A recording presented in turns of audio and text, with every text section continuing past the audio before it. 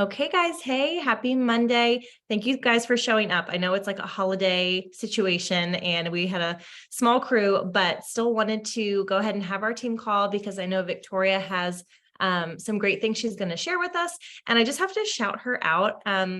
You guys may not know this, but she invests heavily in her personal growth and development. I'm talking about like willing to put money behind personal growth. Like that is hard to do. And I personally struggle with doing that because I'm like, there's so many free resources and there's so many good books, but she's just like, yes, I'm doing it because the level of accountability is so much higher, right? When you're like investing and paying for something and you just like show up for it because you're invested in it. So I just have to like applaud her for that.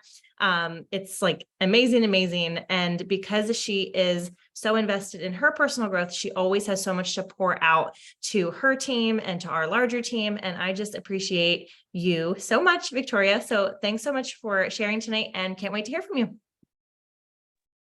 Awesome. Thank you. Yeah, I think it's partly the teacher in me, right? Teachers are always lifelong learners. And so I love learning. And I think you're so right. When you have skin in the game, there's a higher level of accountability. And, if your coach gives you homework, you better do the homework. So I always find a lot of fruit from the coaching that I'm doing. So if you don't know, I was going to preface with that and give you guys a little background, but a couple months ago, I committed to investing in coaching with 5-star diamond Melissa Eichenhorst. So if you don't follow her or you don't know who she is, I highly suggest you do because she is incredible and she is a 5-star diamond for a reason.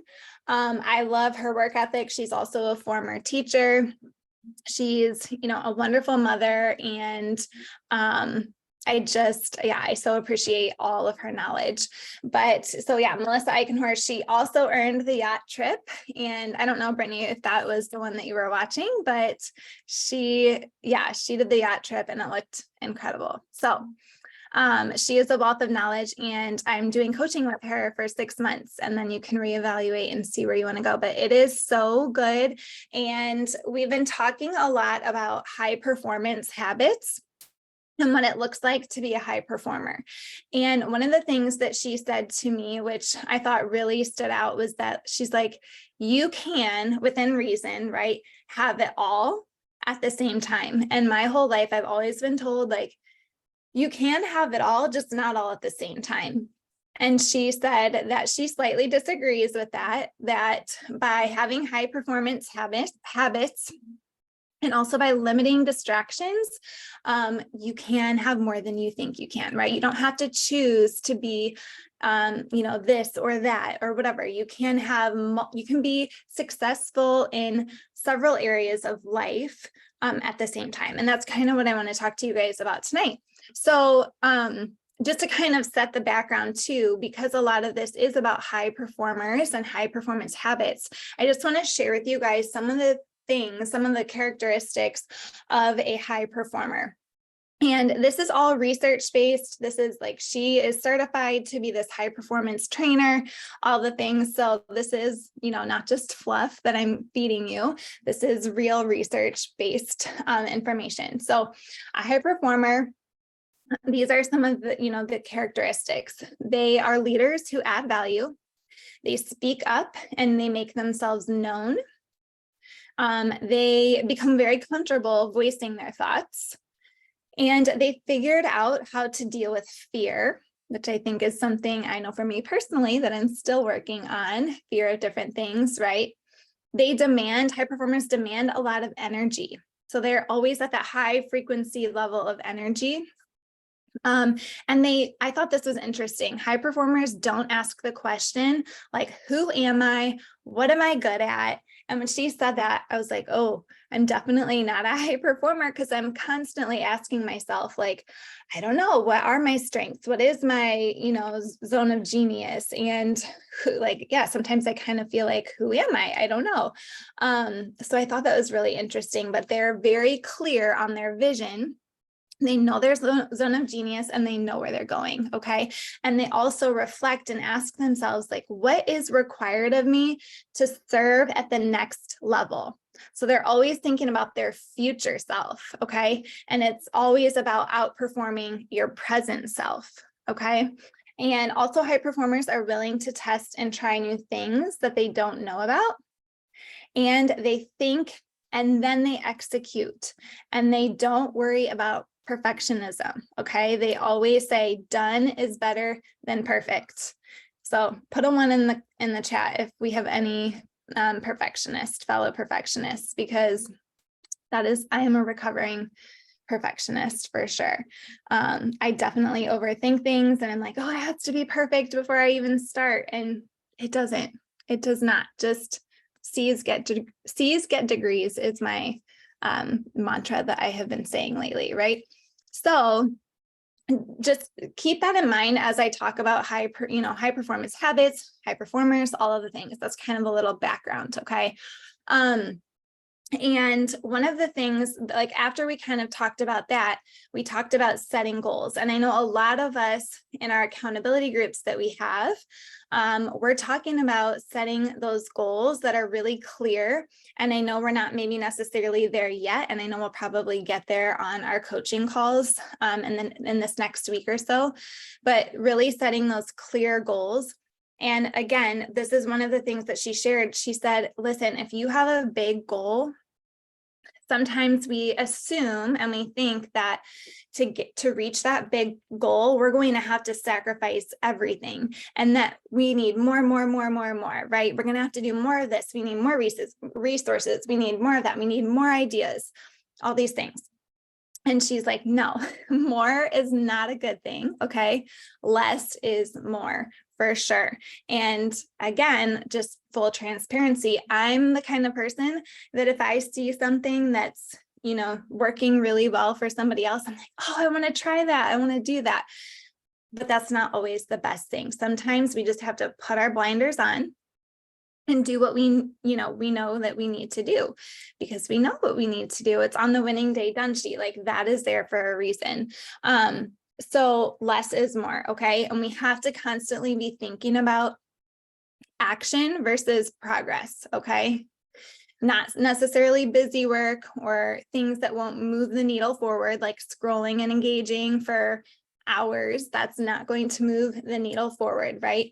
So as you guys set goals, especially with it being the beginning of the month, I want you to, think about kind of reverse engineering, like where do you want to be in the next 6 months from now?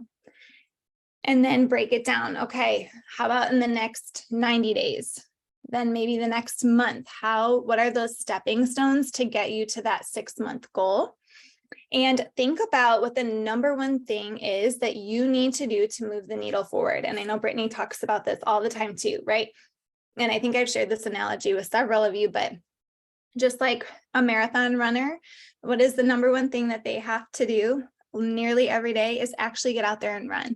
There's lots of other things they can do to be successful and reach their goal of completing a marathon, like stretching and buying the clothes and the, Brooks shoes or whatever comfy shoes, researching all the things. But the number one thing they have to do is to actually run. And so I know for me, and as I've been helping my teammates set goals, I am thinking that for most of us, the number one thing is actually asking people to do this with us. Okay, whether it's the products or the business. So those 2 asks a day are a non-negotiable for me. Okay, so anyway, I share all that because as you're setting these goals, okay, you want to make sure that you have that level of clarity on where you are going. That is so important. Okay. Because when you are reaching those goals, when you're, getting into action, you need to have energy, right? You need to have energy to do that. You need to have courage. You need to be productive. And you need to have influence to help other people do the same thing.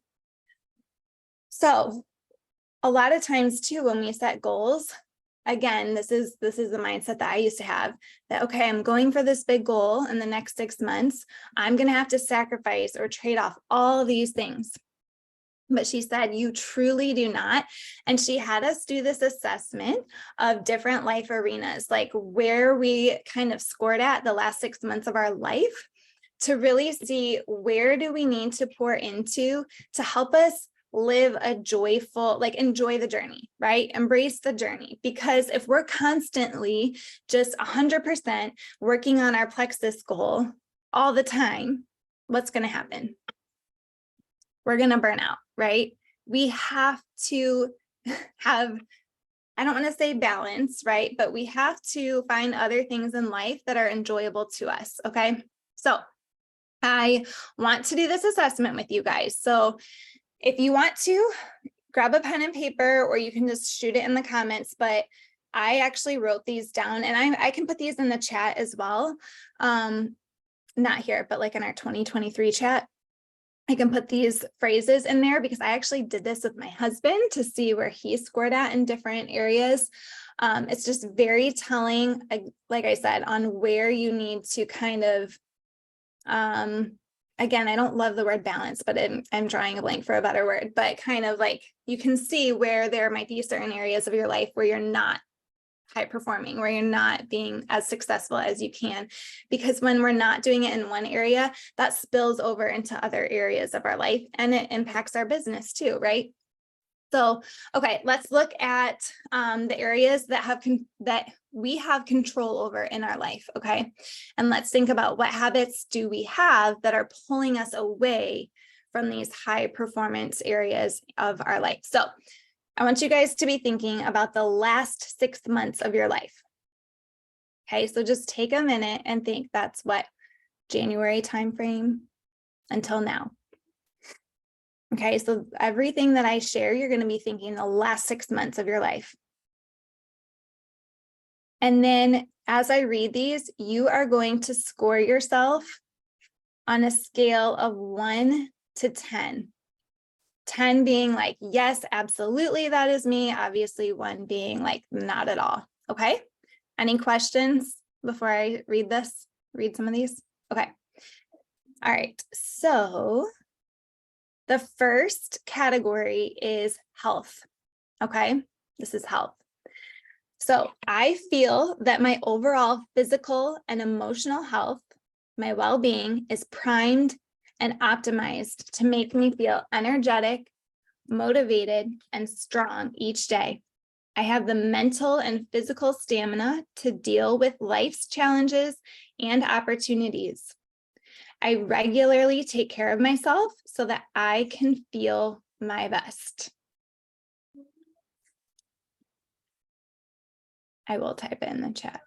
So think about, if you want to share your scores, you can, you don't have to, but 1 to 10, kind of where have you been at the past 6 months? And for me, I'll just share where I scored myself. For me, I said a 4 or a 5, because the part for me that particularly was a little, I was very heightened at or aware of, was my emotional health. And like just that feeling, mom life, right? I have a husband who travels, like just school was getting at, like it was, yeah, that's kind of where I was at when I took this a couple of weeks ago. Okay. Thank you for sharing, Samsung. Where are you, Lori? Okay. All right. The next one. So that's health. This next one is love. Okay.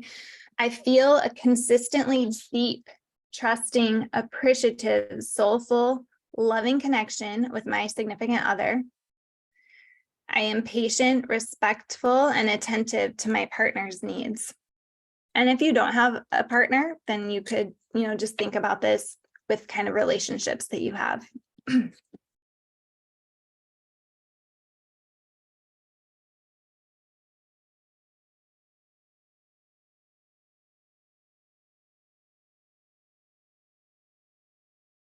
I'm just giving you guys some wait time.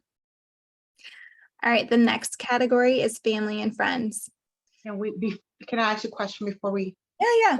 So if you're not in a relationship, you mean like, so maybe your friendships? Maybe a what?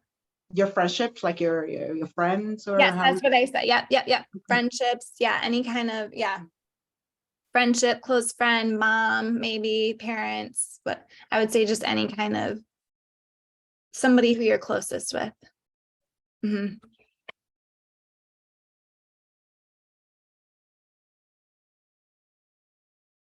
I'm reading your comments too. Okay. All right, the next category, we have a few more. I think there's 1, 2, 3, 4, 5, 6, there's 7 in all. Okay, so this next one is, well, this next one is family and friends, but that's okay.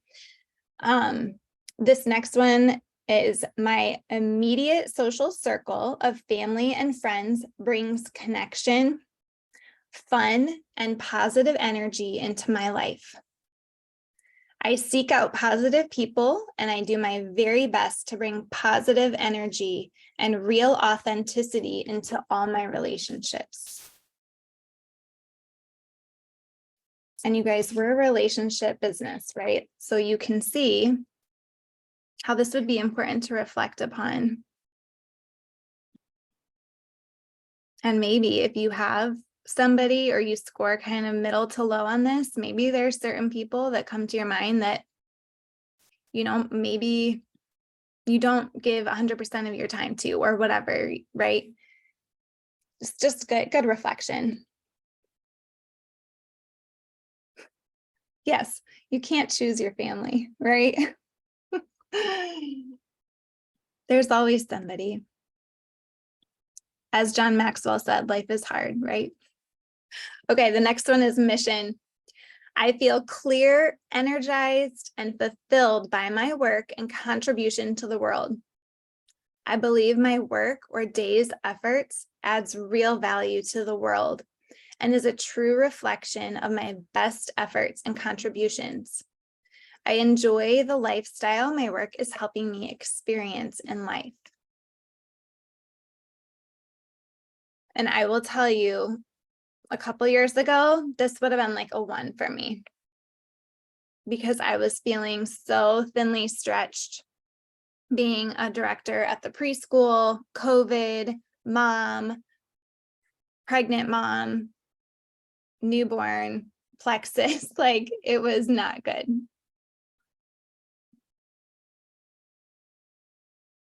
Okay. Few more. Finances. I have the level of abundance I need to have a stable income and lifestyle I desire for myself and my family. I earn and invest. I earn and invest in the levels I had hoped at this time of my life. I have a clear vision for improving my finances and lifestyle in the next few years.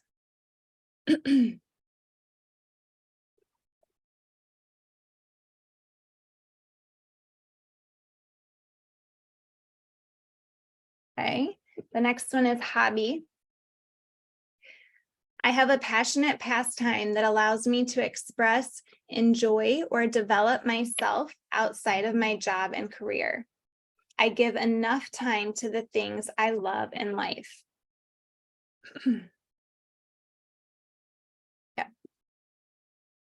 Yeah, and this is, like I said, guys, this is good reflection to think about where you are now and where you want to improve upon in the next 6 months. Because like I said, when you go to set these 6-month goals,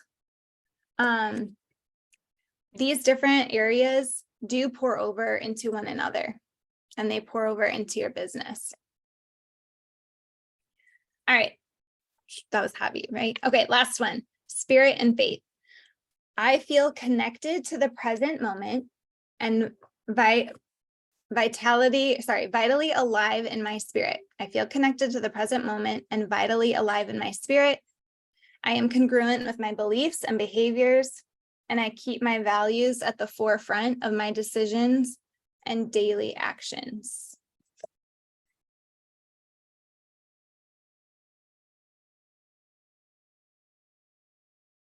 Okay, so then what you do, and then I'm going to elaborate a little bit on mine. Coralie, I'll speak to that in a second. She says she has 0 pastime. Total up your score. Okay, if you scored a 10 on all these, that would be a 70, right? I was a 38 when I scored this. And I will tell you, my lowest score was hobby. And as I sat with this, and I don't know if I should even share this with you. Did anyone else score? What maybe share with me like your lowest area, or did anyone else have hobby as their lowest? I would be curious to see. You can unmute or just type it. Okay. Finances and hobby, Sarah said.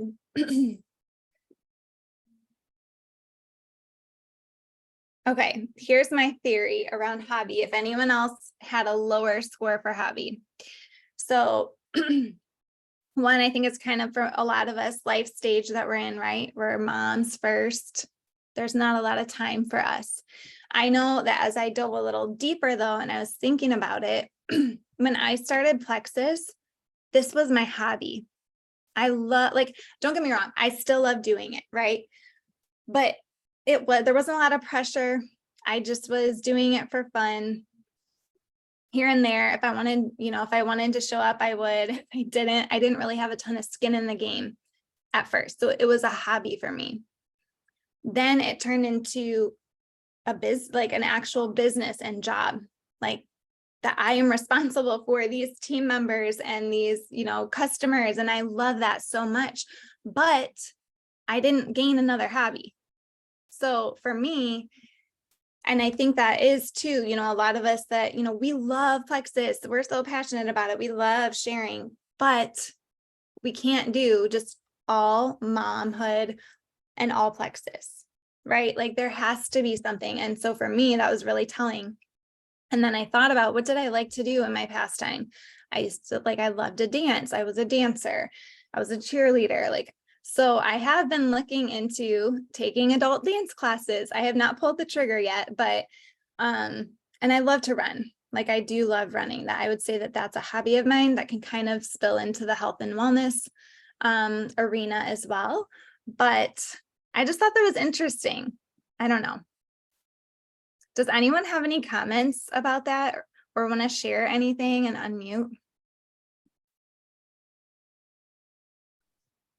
I feel like my hobby is super seasonal. I'm super busy with gymnastics and I do love that. It's still a source of income for me when I coach, but it's my hobby, but it's very seasonal. So it's only in the winter. And then all of a sudden I have this huge drop off and lull. And I'm like, okay, what do I do with my life again? So yeah, I could definitely resonate. That's a good point. It's interesting. Yeah. And as I was taking this, I was like, well, the last 6 months, January to June in Ohio, you guys know me. I mean, this is kind of an excuse. My husband's standing here listening to me and he doesn't understand it, but I'm like, oh, it's my seasonal depression time. So here we go. If you were to ask me in January, I probably would score a little higher, but I just thought that was interesting to share with you guys because as I mentioned, as you set your goals, just keep these in mind so that you can enjoy the journey and you're not just all Plexus. You're not burning the wick at both ends of, being mom or whatever else, or another, full-time job. A lot of you guys have, but just be mindful of kind of where you're at. Because when you're successful in those areas, like I said, it just, right? If your buckets are all full, they're going to start spilling over into one another. So, yeah, I think that was about it, but just keep that in mind. And I hope you guys found that helpful. If you want to, I can type all of those in the chat. If you want to save them, in the 2023 chat, if you want to save them and just kind of score yourself, even a few months from now, see where you're at. And I would encourage you to take time and reflect a little deeper when it's just you with your thoughts and kind of why you scored where you scored. And if you want to do it with your spouse, it was very interesting. So yeah, that's all I got for you guys. That was so good, Victoria. Thank you. So valuable and just a great tool to be able to go back to. Also kind of perfect timing. We're smack dab in the middle of the year, right? So some of that excitement from the beginning of the year when we're here's my goal, here's my word of the year, all the things, it really has dipped by July. And so just taking this assessment to see where we're at, and then it informs you of where you can make changes. So like I said in the chat about hobbies, I know my mind always goes to golf or like bowling leagues or like things that either take a ton of time or are pretty expensive, right? Like that's kind of where my head goes when I hear hobbies, but something like running or, doing Pilates in your living room or I don't know, cooking. It doesn't have to be anything crazy, but just gives your brain that like checkout time, like you're doing something you really, really love and enjoy. And I think it's funny that so many of us struggle with that. And then also we struggle with like, I don't know what to post or like what to share on social media. Your hobbies, that's one of the ways that you can really like set yourself apart on social media and like just really get excited about what you're posting and doing is because you have things you're doing that you love. Plexus is one of them, but you also, need to have other things in your life. So yeah, that was super good. Thank you guys thank you, Victoria, so much. And if you guys have any other comments real quick, we have another minute. I just want to say thank you guys for being on. I know that it is a holiday kind of ish for some of us. So thank you guys for taking time. Yeah, I'm glad we didn't miss it. This was really good. So Victoria, if you could share those questions, definitely something I want to go back to and redo. This chat is so funny. I'm craftless. Coralie, I'm sure you're not craftless. We're going to find you a craft. Maybe we all can commit to sharing a hobby we're going to not even invest in, but just like start doing. I don't know. Yeah. And it can be weird. Actually, like the weirder, the better, right? Like Victoria's on the prowl for speakeasies now because we found one in Nashville. It is. It's my hobby, but I'm not going to be able to buy drinks every weekend like that. Oh my goodness. Coralie said, I can crochet like a line, like one single line. That's so great. You know what? It's a start. It's a start. Right. You learn. That's so good. Honestly, if I saw that on social media, Coralie, I would laugh hysterically and follow you. So maybe you should go with that. All right, guys, have a happy 4th of July. Yeah, I'm trying to think if there's any announcements. Slim Down with Ease coming up on Monday. Keep inviting. Stories of Hope on Wednesday night. And yeah, have an awesome day with your families tomorrow. Good night, guys. Good night. Neat.